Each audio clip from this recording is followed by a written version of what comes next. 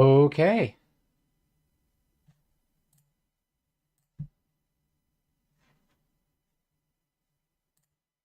let's get started.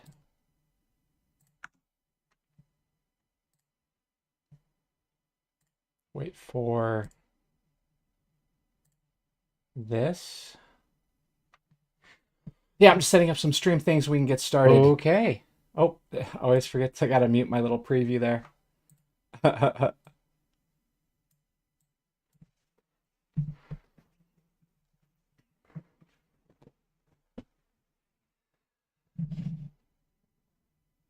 Hi, welcome to my making a platformer in Gamemaker in 2025 tutorial series. Uh, this is to teach you the basics of making a game in Gamemaker by following the conventions of a platformer. And it's not meant to teach you everything you have to know. It's just meant to get you started and feeling comfortable in Gamemaker. If you see me looking over to the side, it's because I have my notes, but I am going to show you what's on my screen starting now. So I just have an empty desktop. You see some random files and stuff. This is where we're going to start. Just be sure to get Gamemaker installed. You can download it for free. And I have a couple of reminders before we get started. The first is if you can use a big screen, like a desktop screen, it'll be much better than a tiny laptop screen. Gamemaker, as a piece of software, works much better on a big screen, and it gets very clogged up very fast on a tiny screen. So if you have access to a normal desktop monitor, plug it into your laptop or use that. It'll be helpful to have the tutorial up on another screen, either your phone or a laptop, and then having your workstation to follow, even though I've been able to follow tutorials by skipping back and forth between tabs. The next reminder, and I find this is basically essential, is to use a 3-button mouse. Now, if you're on a laptop using Gamemaker, there's going to be a mode in Gamemaker selected called laptop mode. You can toggle that off if you're on a laptop because it'll affect the shortcuts. It's in the top part of the screen. You'll see a little square thing that's highlighted. You just uncheck it. The reason I recommend using a 3-button mouse, and 3-button I mean left click, right click, and a scroll wheel that you can not only scroll with but also click, is because it'll work really nicely with Gamemaker's shortcuts. And when I'm telling you to do things in Gamemaker, I'm assuming you have a 3-button mouse that you're using.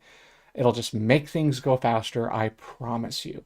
You can get them for like $10 on Amazon or Target or wherever. I think I bought this mouse right here, which has a little nicer sensitivity, so you can do finer things with it. I think it cost me $20. They're pretty cheap. Next reminder is that I'm going to move pretty quickly with fewer explanations. If you really want to get started with Gamemaker, you shouldn't start with this tutorial. If you want to get started in Gamemaker, start with my other tutorial series, which is called the Learning Gamemaker tutorial series. It consists of 3 videos and really gets you familiar with just the basics of how the software works. Go there first. Don't start with this because I'm going to be moving quickly and things will be a little more confusing to you. And I find most questions can be answered just by following my shorter tutorial series first. And then the last reminder, I'm going to wait until I actually have Gamemaker open. So first, open Gamemaker. We'll wait for it to load up.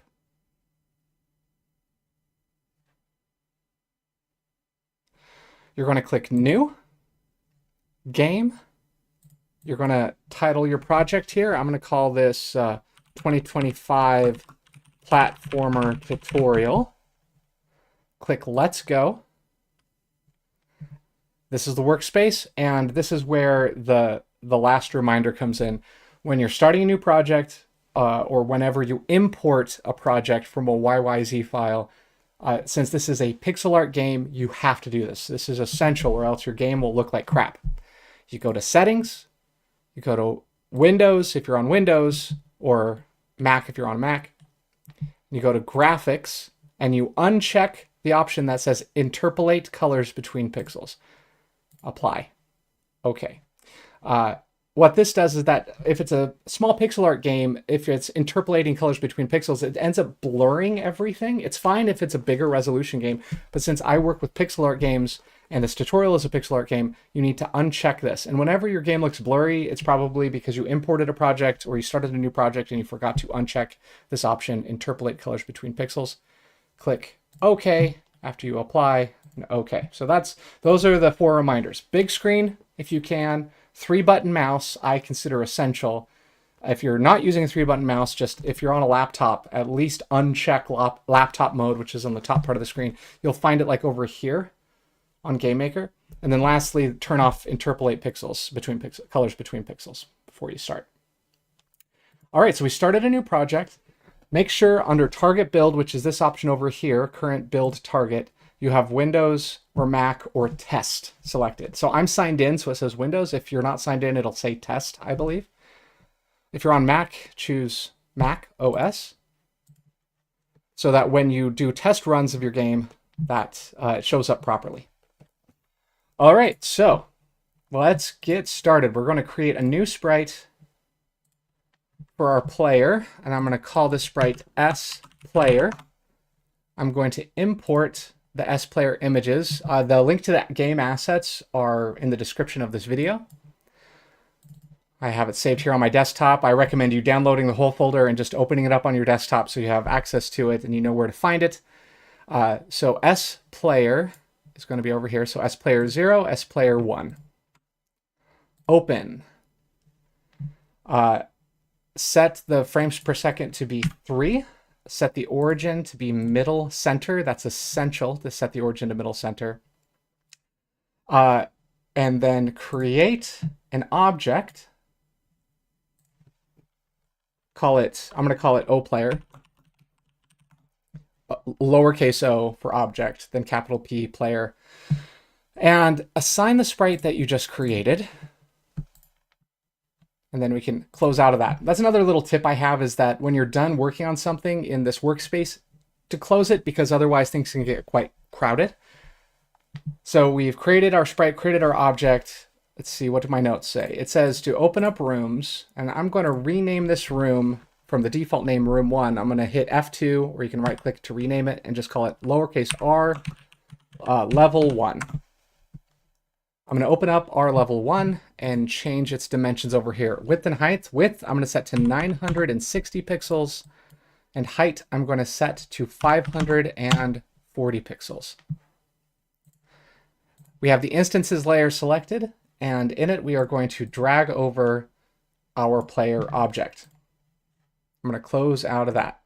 Now, whenever we do anything in Gamemaker, we always run the game to make sure we haven't introduced any bugs. And when we run the game, we get this. Now, we see the little animation.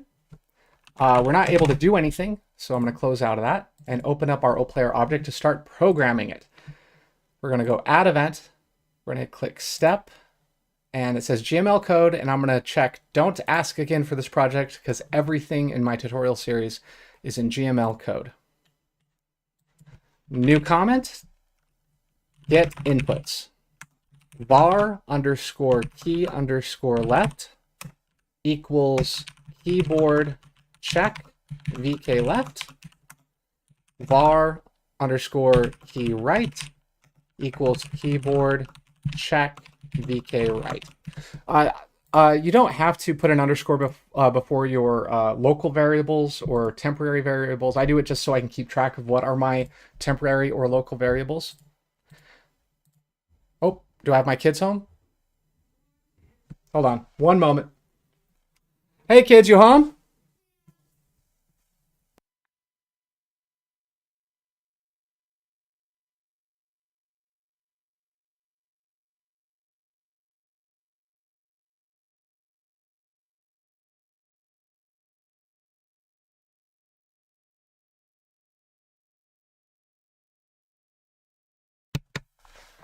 All right, just my kids got home from the park, from the playground. I just wanted to make sure that they were okay. All right, VK right. All right, so that's how I like to name my local variables. Just keep track of it. So I declare them, and VK left, VK right, keyboard check. So this checking to see if these keys are being currently held down, and we can just refer to these variables the entire time because we put it at the top of the step event. This step event will always have this information for us. Now we're going to add a new comment and write get move direction. -1 is left, 1 is right, 0 is nothing. Var underscore dir for direction equals underscore key right minus underscore key left. So because this is going to become true when this is being pressed, and this is going to become true when this is being pressed, one way that Gamemaker handles true or false statements is through the numbers 1 and 0. So if the right key is being held and the left key is being held, this will be 1 and this will be 1. 1 minus 1 is 0. So the direction will be 0. If the right key is being held, left key is not, it'll return +1. And if the left key is being held, but the right key is not, it'll return -1. So this way, we can always know the direction we want, the player wants to be going. Now write get horizontal speed, negative left, positive means right. I'm actually going to move this over a little bit, expand this. There we go. HSP for horizontal speed. Make sure you don't write H speed because that's a built-in variable. Just HSP, so we have more control. HSP plus equals underscore dir times accel. And accel is going to be our acceleration. We're going to have momentum-based movement in this game, which feels really fun to play.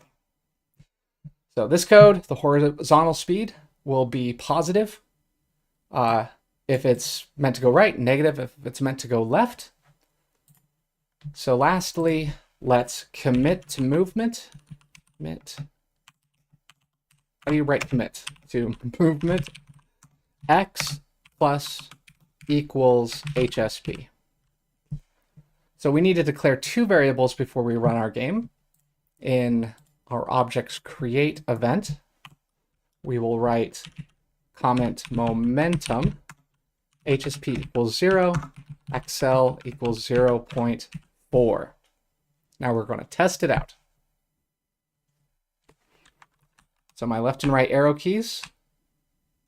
Now, it's not really slowing down when I let go. If it's fast, it'll go fast, right?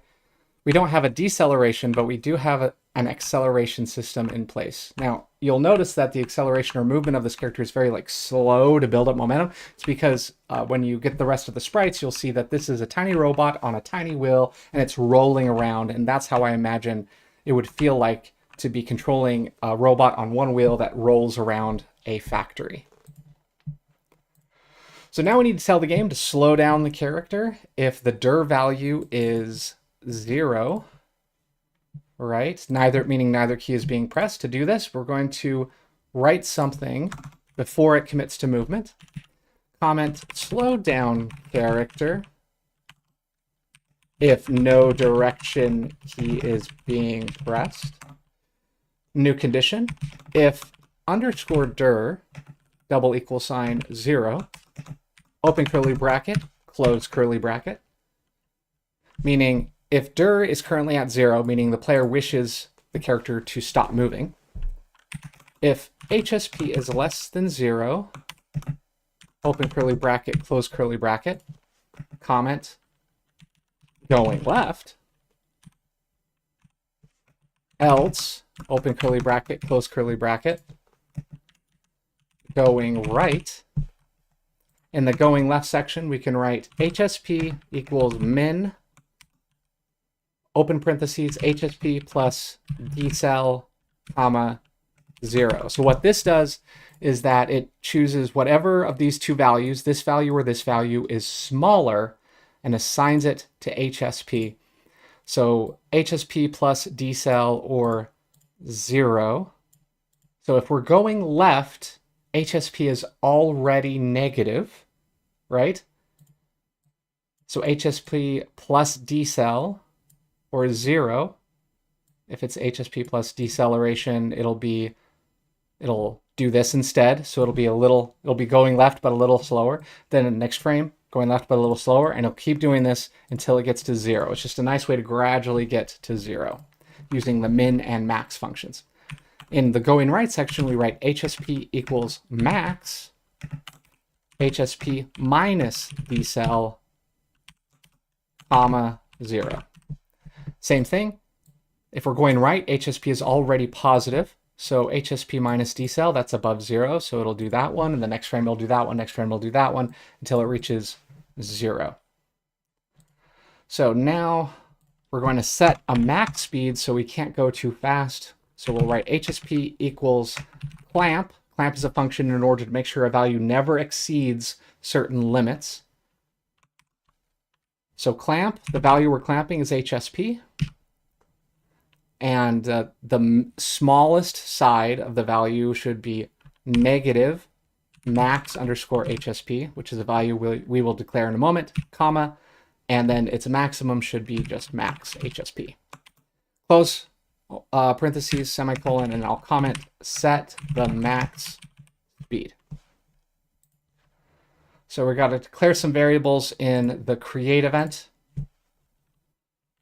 New comment, speeds, max HSP equals 7. Comment a maximum horizontal speed. And under momentum, decel equals 0.05. Not 0.5, it's 0.05. Everything should work. Let's test it. So when I let go, it does slow down, but it slows down slowly because, again, the robot is rolling on a wheel, so I want it to slow down slowly if nothing is being touched. It feels right now to me like it is rolling around, which is good. Now, before we go any further, I'm on a 4K monitor right now, and I'm sure y'all are having a hard time seeing my game. So what I'm going to do is I'm just going to open R level 1, go to its creation code, and do window set size. Let's see, the width should be 960 times. I'm just going to sort of double the game resolution. 540 times 2. Just to make it a little bigger for y'all. Y'all don't have to do this. If you're on a smaller than a 4K monitor, you don't need to do this at all. This will just make the game window a little bigger. There you go. So y'all can see it. There we go. Beautiful. Now we're going to add some blocks and some collisions and gravity and jumping. So I'm going to close my OPlayer object. We're going to create a new sprite, call it SBlock. I'm going to import the sprite, SBlock. I'm going to set its origin to be top left. I'm going to set its FPS to be 0. Close that, and I'm going to create an object called OBlock. I'm going to assign the sprite that I just created. And then in R level 1, in the instances layer, I'm going to set the grid to be 60 by 60, because that's the size of our block. And because the origin is in a corner, it's just going to match perfectly here. Now I'm going to make sure the instances layer is highlighted, and I'm going to also highlight OBlock. And because laptop mode is turned off, because I'm on desktop, I can hold down the Alt key. I believe on a Mac it's an Option key. And it allows you to use an object as a paintbrush. And it's not painting anymore, but when I click with my mouse, you can paint with it and it snaps to the grid. So I'm going to drag the block around the room.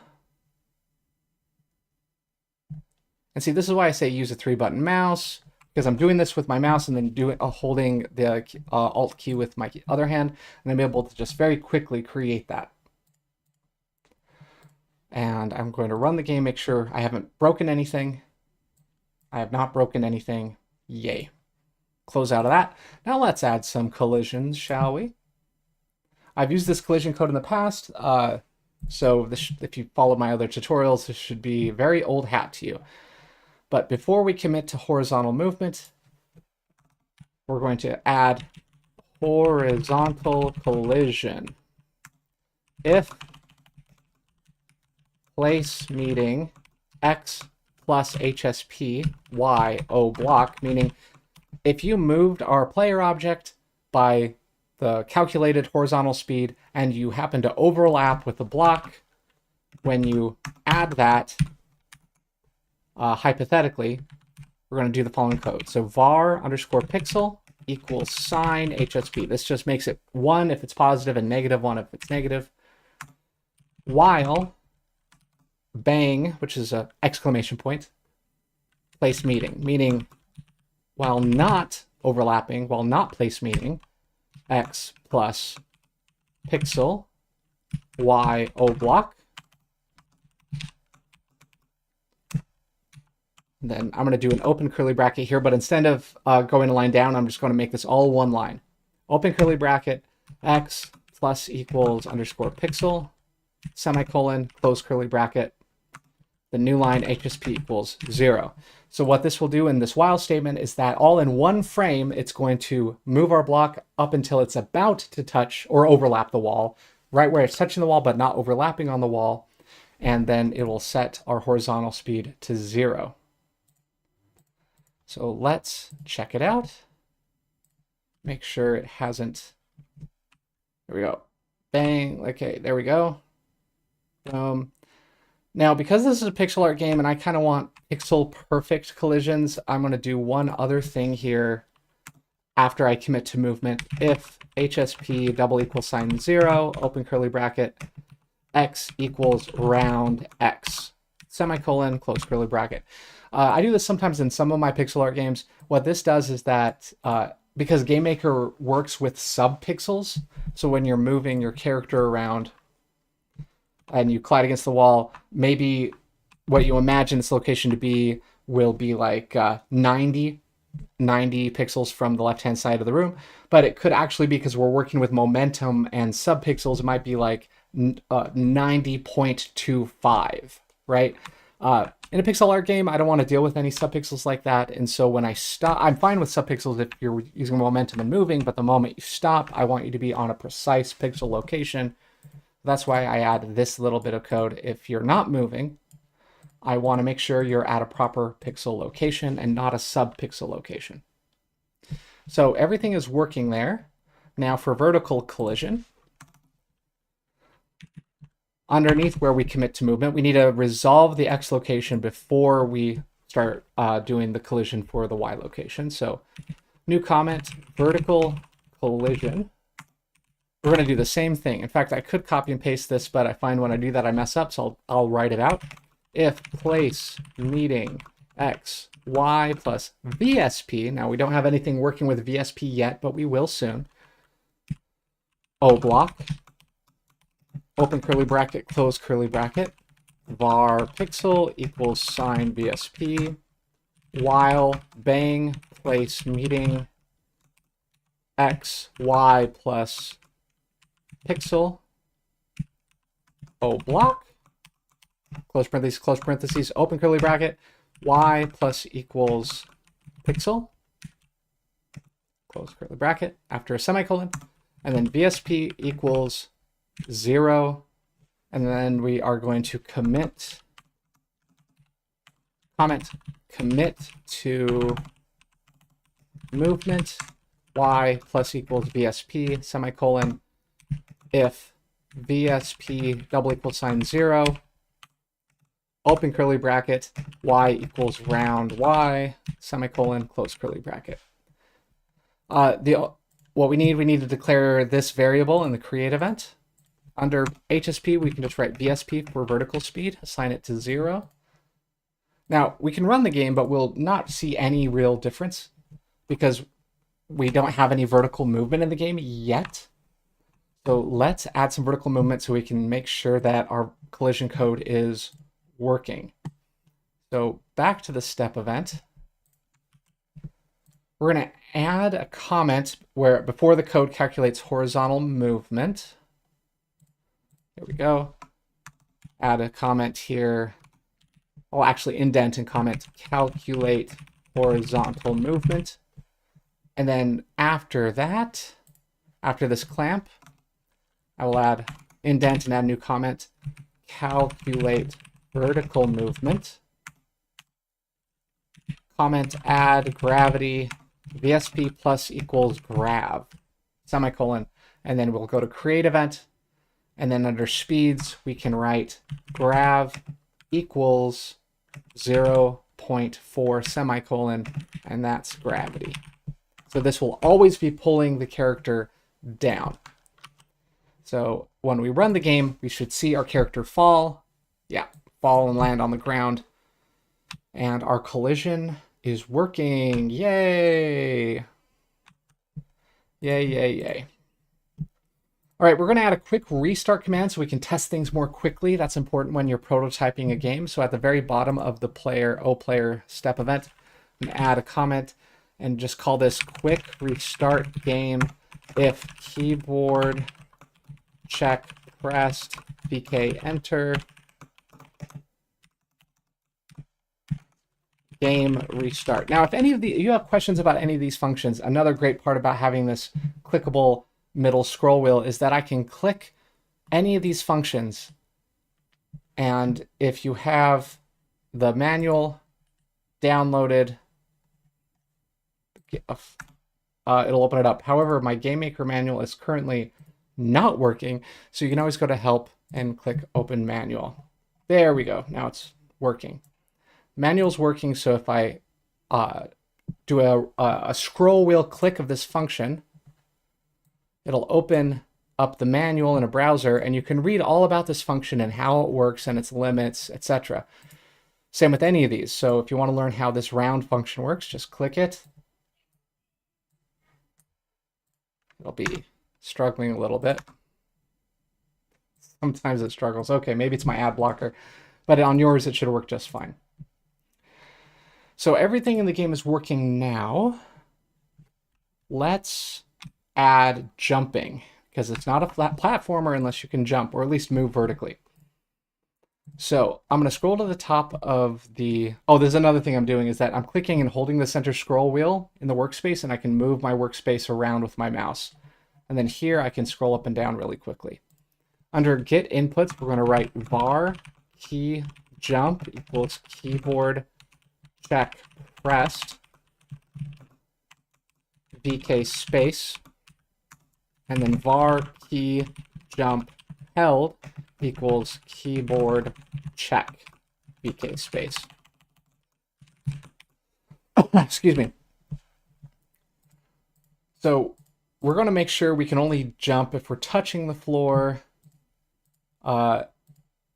So we need to add something following the calculate vertical movement sections. Calculate vertical movement right here. And the only thing we've written is the gravity. So I'm going to add a new comment called ground jump. And here comes a whole bunch of code. Here we go. And we will declare these variables in a moment in the create event. If jump buffer is greater than 0, open curly bracket, close curly bracket.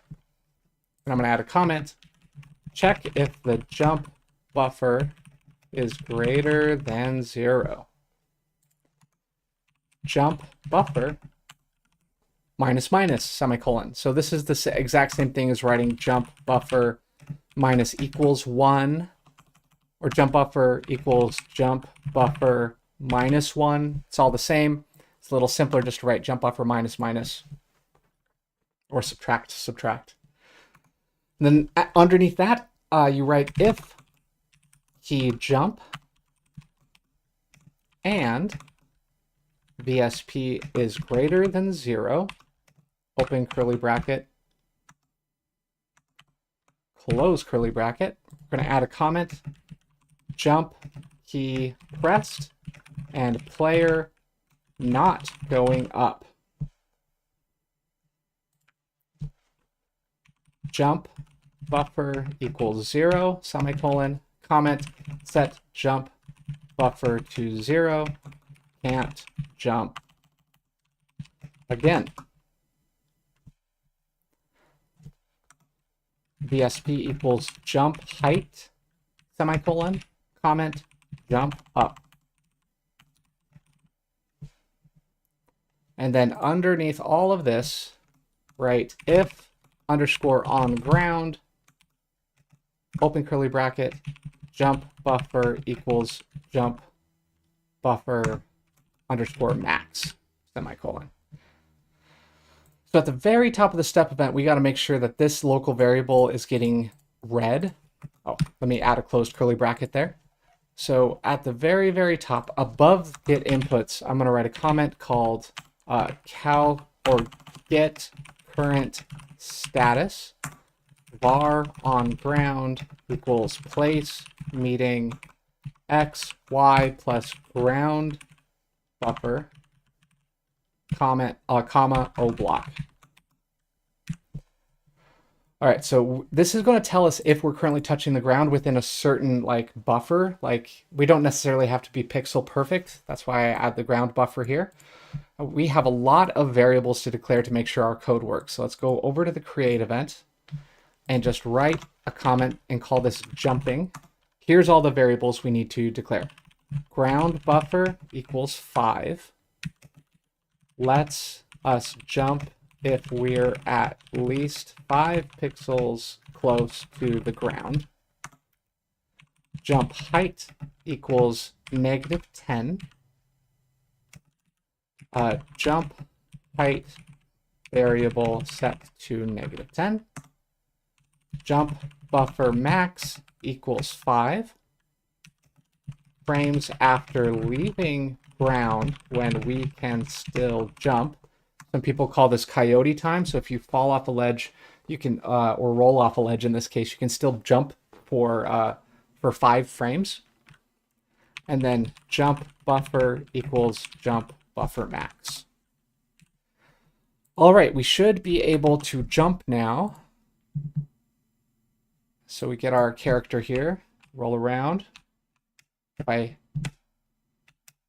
press the space bar, if I just tap the space bar, I go the same height as if I'm holding the space bar. Now we're going to fix that in a bit.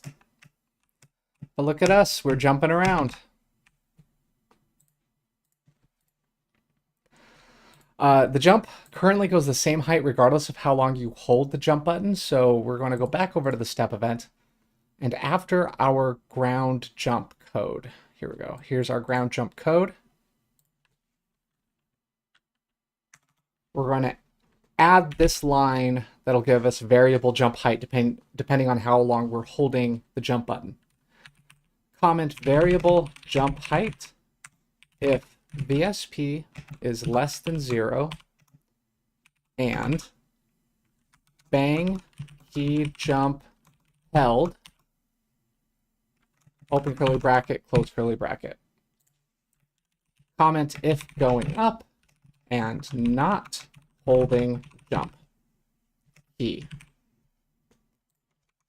VSP equals max VSP comma jump height min semicolon. Set jump height to be smaller.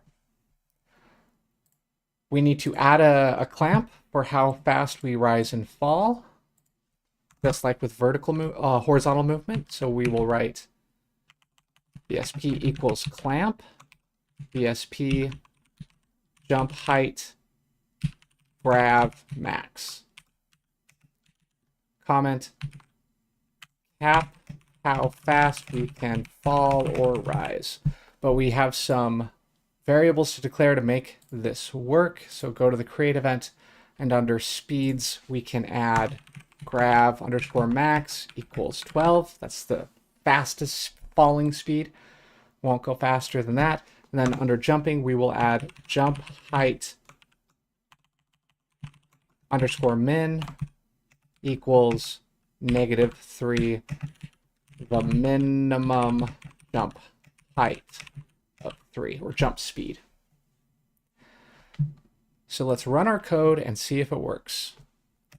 So if I hold the jump key, that's our highest jump, but if I just lightly tap the jump key, At any moment when I let go of the jump key, gives us more precise jumping.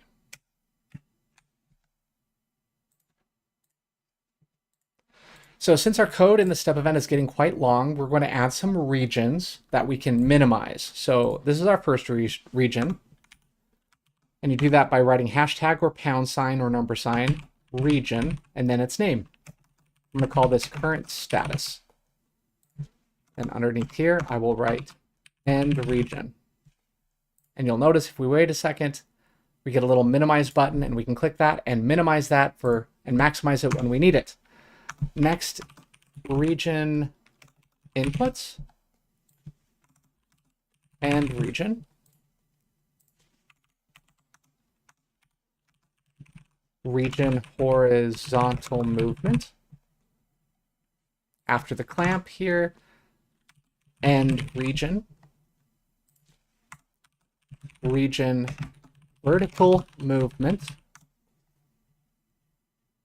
After the clamp, end region, and then above the collisions, region collisions. Let's see, yep. And after we commit to movement, end region. And then even for a quick restart of the game, I'll write region remove before publishing, end region. Now I can go through here and minimize any region that we're not currently working on. And it just cleans up our code nicely. Now, whenever we add anything, I like to run the game, make sure we haven't messed anything up.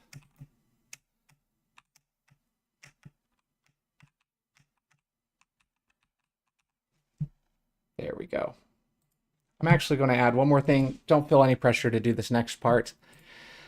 Because I'm just showing this in a tutorial and I have my face in the bottom right-hand corner, I'm going to write window set position to be like 300 by 300, so that when I run the game, the window will be, there we go, up here where my face won't be blocking it.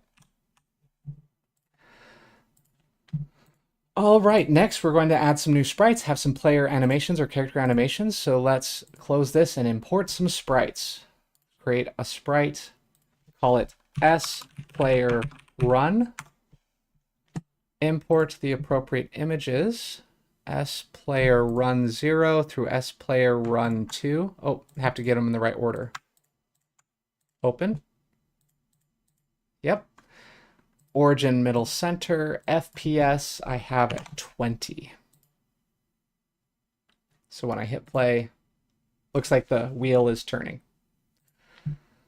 Next sprite, sPlayerAir. Import the appropriate sprite, sPlayerAir0, sPlayerAir1. Set the FPS to be 0 because we don't want it animated. We just want to be able to switch between these two images, and set the origin to be middle center. Now, this next part is super, super, super important, and I find that a lot of people struggle with this part when they're using or creating their own art or importing art. We need a uniform collision mask for our OPlayer object, regardless of which sprite it's currently assigned. So I generally create a sprite for this very purpose. So I'm going to create a sprite and just call this sPlayerMask. I'll set the size over here, resize canvas, to 31 by 60. Apply. Oh, edit image, some solid color, usually for collisions. I like a warm color, so let's just do like this orange. Middle center origin, FPS of 0. Collision mask, I always, even though automatic it looks like it's working fine, but I always go over here and click full image.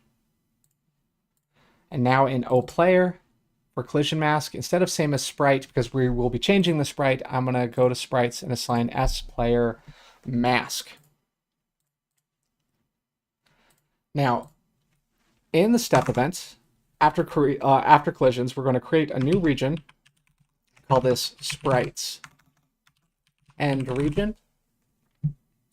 And in that region, we're going to write the following code. Over here. There we go. Image speed equals 1, semicolon. 100% of animation speed. And this gets reset every time the step event runs, but then the following code will change the image speed depending on which sprite we have. Comment. If moving, orient sprite according to direction of movement. If HSP bang equals or does not equal, if HSP does not equal 0, open curly bracket, image x scale equals sine HSP. So this will flip our sprite, and close curly bracket. This will flip our sprite's orientation on its x-axis depending on which way we're moving. So if we have a positive movement, it will be 1, which is the typical orientation of the sprite. If we're moving left, it'll be -1, and it will flip the sprite on its x-axis. So that's important why we have the player sprite's origin to be middle center, so when it flips perfectly. Now we write if bang underscore on ground, if not on ground, open curly bracket, close curly bracket, sprite index equals s player air. Image speed equals 0. Image index equals open parentheses VSP greater than 0, close parentheses, semicolon. Comment falling equals 1. Everything else equals 0. So if we're falling, this will be true, and true in Gamemaker gets assigned a +1, so the image index will be 1. For everything else, it'll be assigned a 0. So if we open splayer air, this is 0, which is our rising sprite. This is our falling sprite. Now here where it says if not on ground, we're going to add else, open and close curly bracket, and add a comment if on the ground. And also here we'll write a comment if in the air.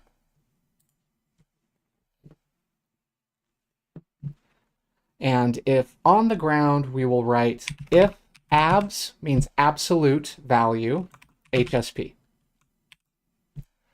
So absolute value, if you read here, just hover it, this function returns the absolute value of the input argument. So if it's a positive value, then it will remain the same, but if it's a negative value, it'll be multiplied by -1 to make it positive. So if it's -3, it will return 3. If it's +3, it will return 3. It's its absolute value. If absolute value of its horizontal speed is greater than 0.5, close parentheses, open curly bracket, close curly bracket, comment, if moving left or right, sprite index equals s player run, image speed equals open parentheses HSP divided by max HSP, close parentheses, multiplied by sine HSP. So this gives us a percentage of the speed. If we're going at full speed, the animation speed will be faster. If we're going half of full speed, the animation speed will be half of our animation speed. And that's because with our little wheel here that turns, this is its full speed, but if we're going half speed, it'll go like that. Or a quarter speed, it'll be like that. It's kind of a fun way to handle it. And then multiplied by sine HSP, this will just reverse the animation speed. So here you can see that in action. If I have it go left and right, you can see how the animation speed can go in either direction. There we go.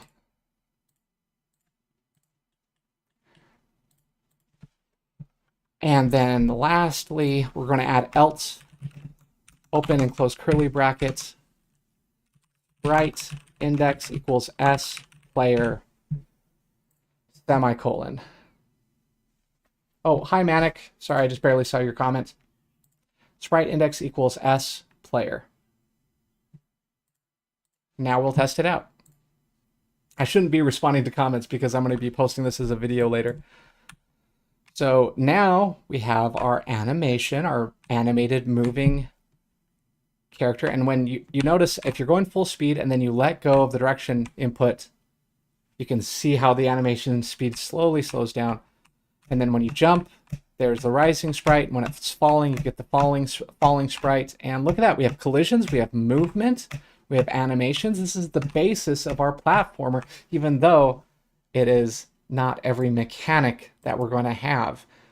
Just to give you a little preview, this character is going to have a hovering mechanic that is a flamethrower. It's going to be really cool. I had a lot of fun designing this, and I can't wait to show it to you. Unfortunately, this is all the time that I have for today's stream, so I'm going to leave it here. You will probably see this video posted to my main channel page, maybe a little edited to be a little faster. But yeah, that's it. That's the first step of 6 for creating our platformer. And to give you a hint about where this platformer is going, the title of this platformer is Robot Pyromaniac. It'll be fun.